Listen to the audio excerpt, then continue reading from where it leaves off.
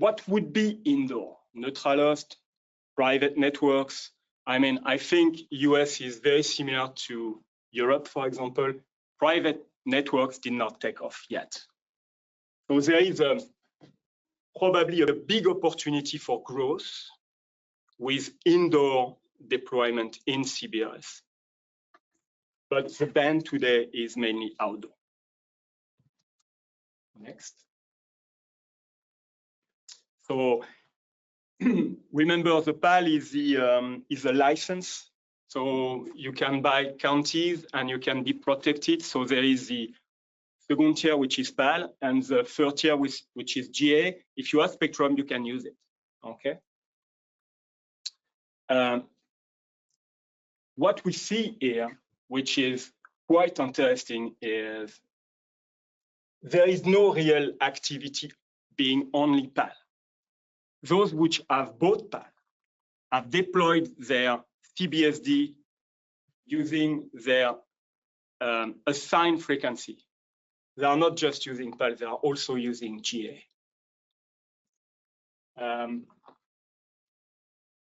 So you can see CBSDs which are only using GA. So those that did not buy into the PAL, into the auction, are 70% of the band users, which is huge, right? Anyway, one of the success of CBRS, I believe, is GA. You can take, if you have spectrum available, you can take it. And they made the rules in a way that PAL cannot take it all. So you have always safe harbor. You have opportunity. So 70% of the users are GA only.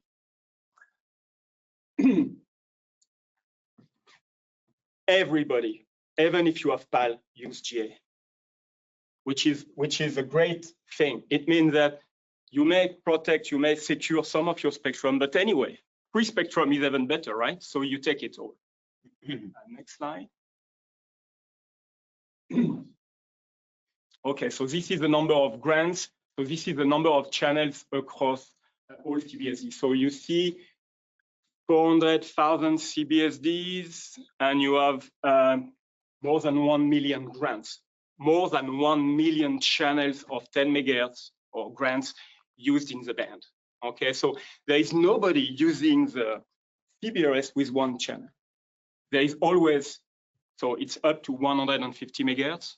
They are always taking more than what only one channel. So CBRS band is not 10 megahertz channel. It's really much more than that. We will go into the look at this. There is no Cat A. There is no indoor PAL usage. But maybe there is also a reason for that. Anyway, when you are indoor, you are protected as well. So maybe the spectrum indoor is good enough. You don't need the PAL, or at least you don't have PAL used indoor. What else? Yeah, next slide. So CBRS is over 150 megahertz band. You have a safe harbor. The upper 50 megahertz are, you cannot have PAL inside. It's only GA. Unfortunately, you have adjacent bands which are much higher power. So you have the C band here, and you have the M-bit band here. So this is the representation of the overall grants. So you see a sweet spot here. So there is many usage, many frequency usage in that part. Remember, GA is 70% of the usage. So this is the sweet spot for them. Not here, but here. And what we can see is there is still some underused spectrum here in that. But really for that short is the sweet spot for GA is here. Next slide. So when we look at GA only, yes, what you can see, this is the main usage for GA, but what you can see also is there are some usage in the lower part of the band. This is mainly because PAL is not used there. this is probably where Verizon is. Verizon is a big user of PAL. When you have PAL, you cannot have GA. Okay, so when you have 3 channels, for example, here on a geography, those channels are not available for GA. So again, GA are using the whole band.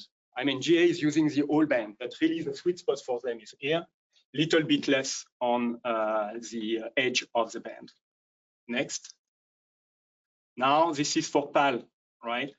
So we are not on 15 anymore. We are on the 100 megahertz, the lower part where you have PAL, and you see. So this is really the sweet spot, and this is mainly where Verizon is, which is the biggest user of PAL today in CBRS. You can see still underused PAL. So what we see, GA started well before PAL. GA represents 70% of the band usage. But you still have underused PAL, which in the future should grow. Next. Okay, so this is another chart about the power. What are the CBSDs that use full power in the band? We have talked about the incumbent. You have to protect the incumbent. When you are GA, you also have to protect the PAL. So this is not really significant because we say that this is really 5% of the overall CBSDs. What we can see is first indoor, being GA or PAL, whatever, but being GA, indoor you almost benefit from the full power. When you are outdoors, then you have to coexist with the rest of the environment. And what we see is PAL are better off, little bit better off than GA. So it's true that when you are PAL, you buy PAL, probably you will be able to benefit for higher power. But the difference is not that huge. There is also the fact that even if this is based on the full power in the rules, but there are some CBSDs which are not certified for full power. Next. Okay, so when you look at 3 dB to full power, so then you see that there is a much less difference between GA and PAL, and Cat-A are still the same. So you have still a big amount of CBSDs which are not impacted by protecting their incumbents, and that they can enjoy really almost the full power of where they operate. Next. Okay, so now let's look at the bandwidth. So this would be for PAL-only CBSDs. So you cannot have more than 40 megahertz. So when you are a PAL owner, you were able to buy up to 4 channels. Most of them buy 1, 2, maybe 3, never really 4. So the average grants for PAL is a little bit more than 20 megahertz. So every PAL users in average use a little bit more than 20 megahertz out of the 40 maximum, which nobody really bought. Next. So net looks at, now if we look at GA, so GA, potentially you have the whole band. The maximum bandwidth you can have is 150. Average is 40. So in average, GA user in the band use up to, use 40 megahertz. Some are using more, some are using less, but 40 megahertz. So basically, CBRS, when you are GA, you enjoy at least 40 megahertz of spectrum. Next. Sorry, the 5, is there also a 5 megahertz granularity? Or yeah, but this is the maximum. This is in theory, right? This is in theory, and this is the average. Yeah, but why 5? I think isn't CBRS in 10 megahertz blocks? No, 5. 5, okay. Yes. A license, the PAL. PAL is 10. Okay, but, PAL is 10. But you can have a PAL of 10 and use 5 anyway. Yes. Okay, so this is PAL on GA. So remember, when you are GA only, you have 40 average. When you are PAL only, which nobody is doing it, you have 20. When you are using both, average is more than 60.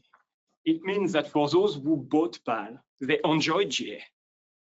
And they like GA as well. It's not a battle between PAL and GA. It's really, when I'm PAL, I'm even better off using GA. So I think one of the takeaway here on the band usage is really, for those who bought PAL, does not stay in PAL. They also take GA. And they basically enjoy 20 megahertz more than when you are GA only. So there was a big benefit, or there is a big benefit to be a PAL owner.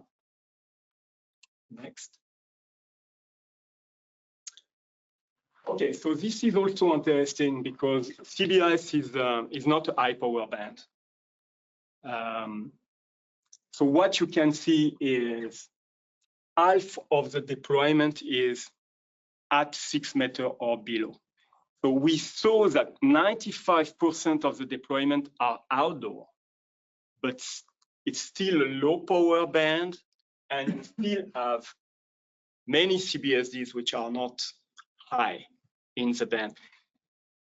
This also means that yesterday someone said that there was coexistence issue in CBRS. Right now there is no real coexistence issue.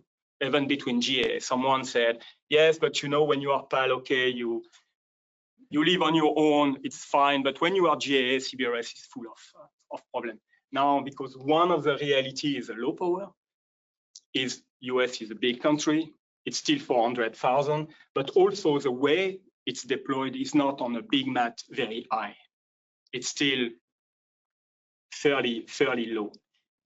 Another thing is we talked yesterday about CBRS 2.0, which is a game changer for CBRS. So CBRS has been deployed 5 years ago with probably over-conservative protection threshold. People learn from it.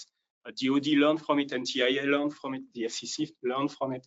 And based on the numbers, we discovered that there was no real interference. So we were able to relax very much the protection thresholds.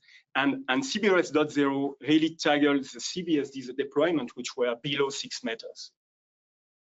So basically, we increase the spectrum availability for half of the deployment in CBRS, which is huge. And when we come to indoor, we almost remove the impact from the federal radar detection on those indoor deployments. So we really expect that indoor will take off. Next.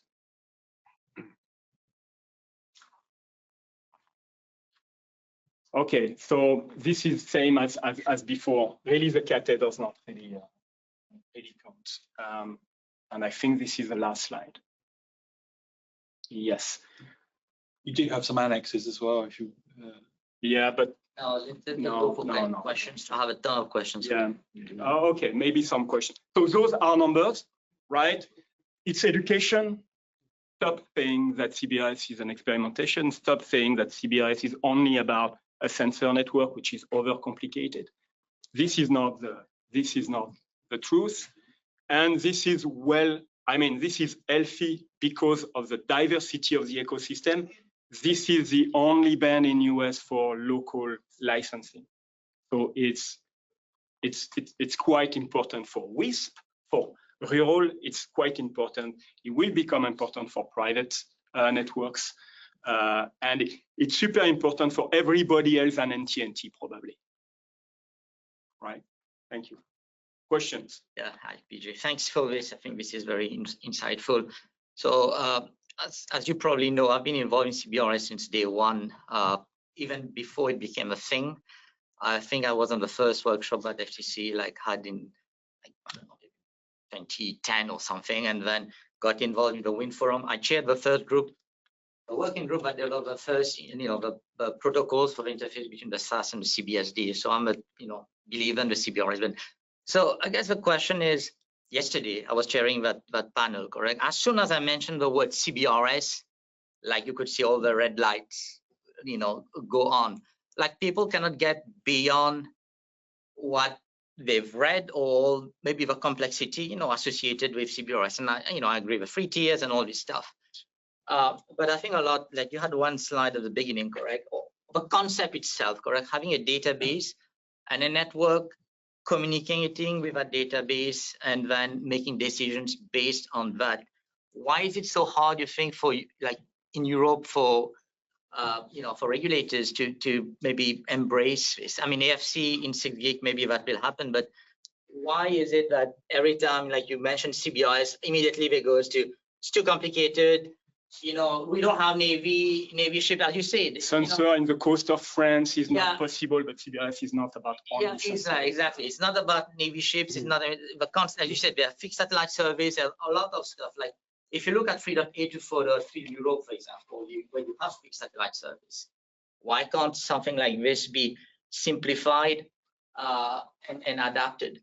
Why, like right now in Ofcom, you know, you need to apply for a license and wait for weeks to get the reply. And same with 3.7 to 3.8. In well, again, I'm not saying, you know, it's just that there's something stigma associated with CBRS. That, and then we have a question in US.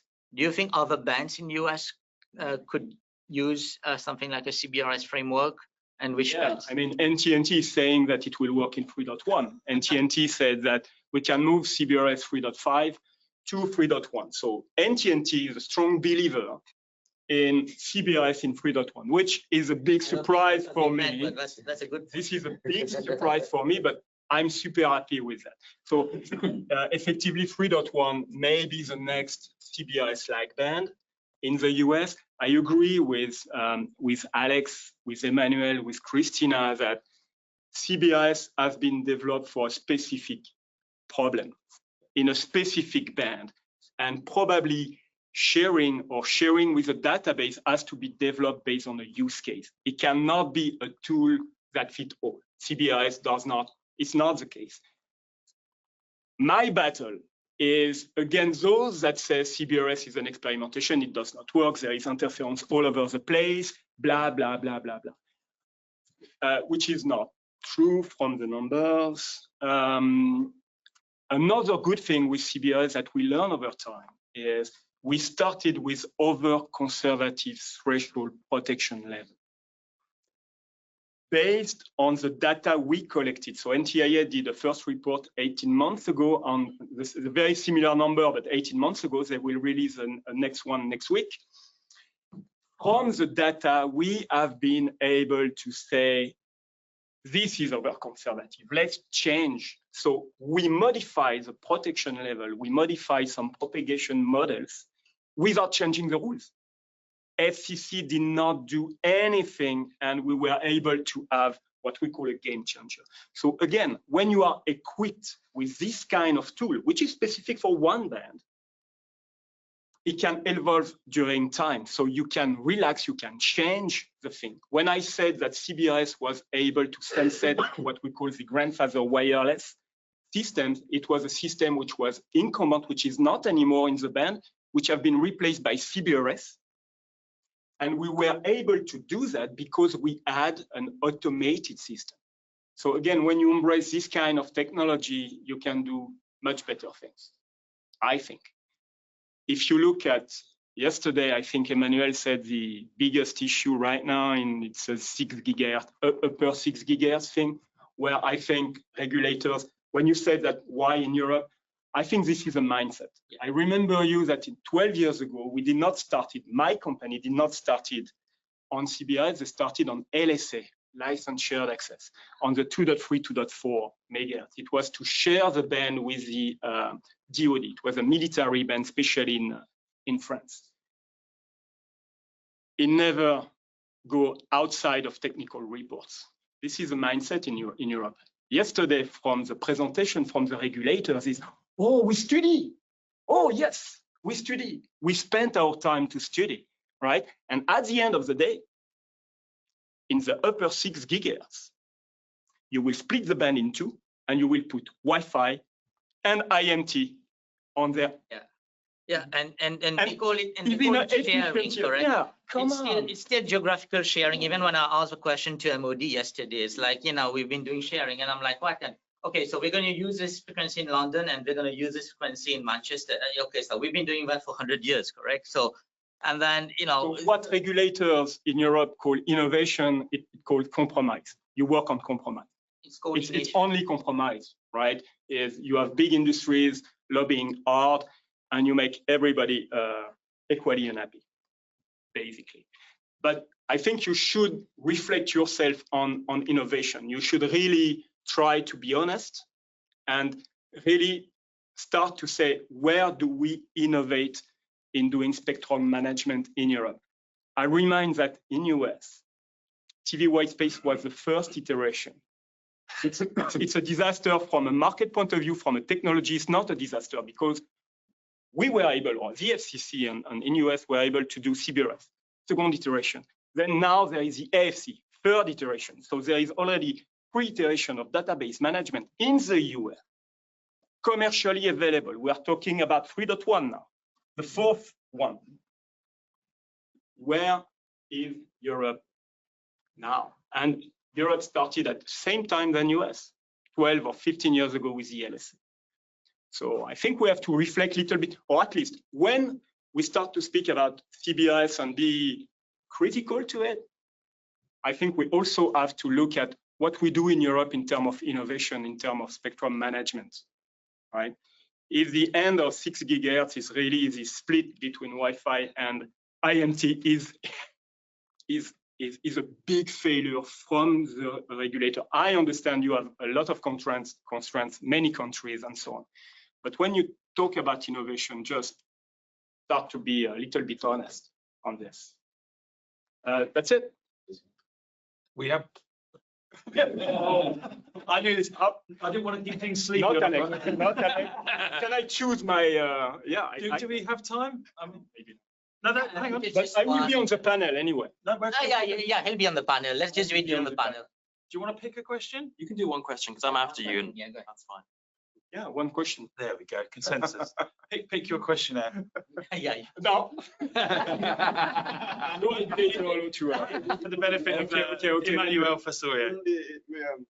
Just remember about it. So I don't know what will happen at 6 gigahertz, but for the 2.3 to 2.4 gigahertz band, you may consider see it as an excuse. But I think the pattern of use of the band by the military has evolved 10 years ago after the terrorist events in Paris. It doesn't explain everything for sure, but I think the idea of using more extensively LTE on the military side did at least give the impression that the 2.3, 2.4 gigahertz band would become a less interesting candidate for sharing. Is it right or wrong? I don't know, but that's the kind of situation that I think it's a missed opportunity. Yeah, I think, I was with, Uli can comment, I was with Nokia back then, correct? So I think one thing was the spectrum essentially was being given to the MNOs, and MNOs were getting 3.5 gigahertz. Why would they bother about sharing with military? So there was really no interest, and it was a missed opportunity. I think that's before all these events, and then defense actually ramp up use of the band. In US it's different, correct? We didn't have any like C-band or any major band for 5G back then. CBRS was really the main mid-band available, so that's why Verizon invested a ton of money on that spectrum and the ecosystem, and when it took off. So you do need a champion.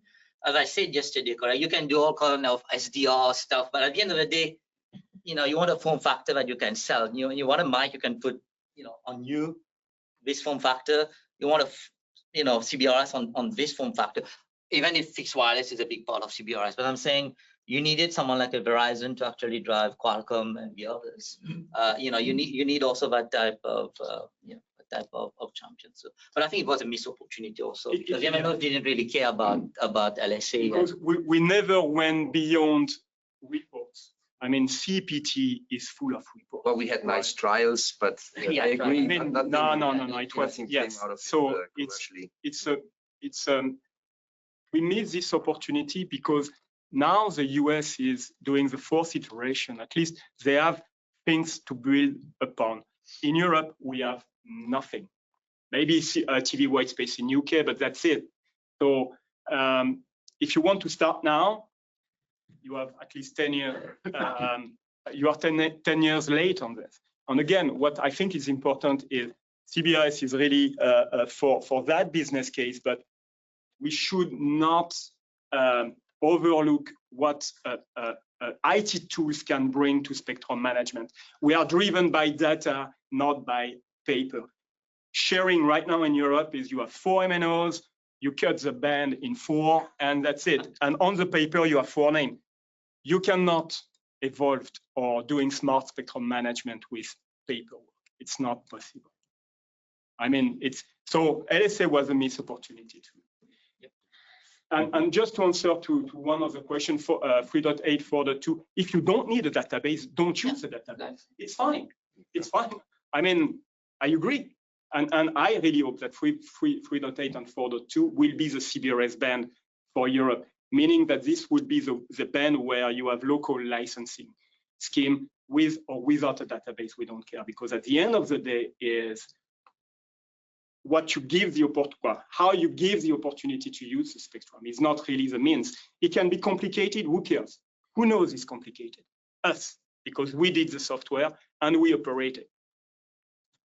Nobody else cares about this being complicated. You don't see it. Even regulators does not see it. Yeah, FCC doesn't get involved at all. You don't care. Okay. Thanks. Thank you.